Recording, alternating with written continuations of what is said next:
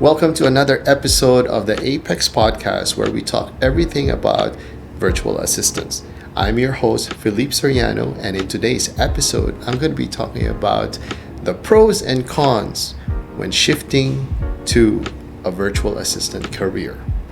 So unlike everyone else, I really want to start by talking about the cons of becoming a virtual assistant.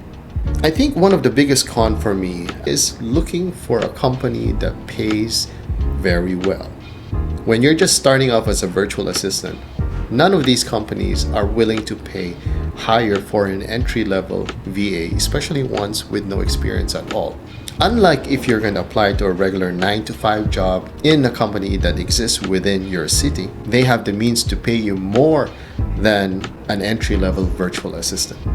Another con in becoming a virtual assistant is when it comes to entry-level jobs as a virtual assistant, the perks are not so great at all. You'll be lucky if that company offers you government benefits at an entry-level VA. Unlike other companies who provide a 9-to-5 job on site, they are required by law to provide you government benefits in order for you to work in their company. Another con when becoming a virtual assistant is having health benefits. 90% of companies hiring VAs or even agencies don't offer health benefits such as HMOs. In a regular job of a BPO employee, whether in customer service or back office, all employees under this one industry enjoys the health benefits that these companies offer. Another con of becoming a virtual assistant is it's quite expensive in terms of having your own equipment. To become a virtual assistant, you should invest in equipment. And we're talking about a computer, a headset, a webcam, even a good mic. And all of these things don't come in cheap. One should be able to invest in the right equipment in order to be able to perform a particular set of tasks as a VA. Oh, and one thing that I forgot, you should also invest in your internet connection. Wireless internet with data using your phone won't do the job. Even during stormy times where we have lots of rains, lots of winds, and lots of typhoons. Another con of becoming a virtual assistant is when applying to a company or an agency, everything is virtual.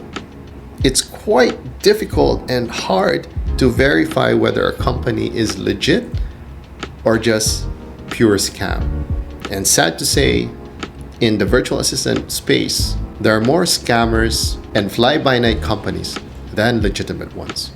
Another con of becoming a virtual assistant is you should have the basic fundamentals of a generalist, meaning you should be able to do the general work of a secretary and assistant. Sometimes even beyond that, knowing sheets, accounting, encoding, and anything that's required for you to do, but basically secretarial work and more.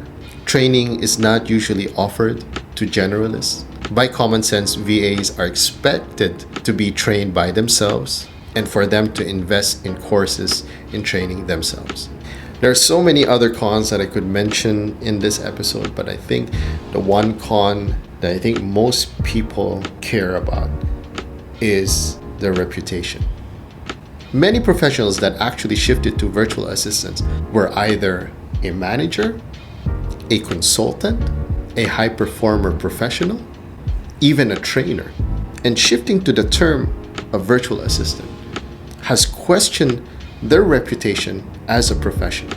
Many people see virtual assistants as low-paying professionals who do most grunt work, and people see them as assistants that will never be promoted or contribute to something bigger in society.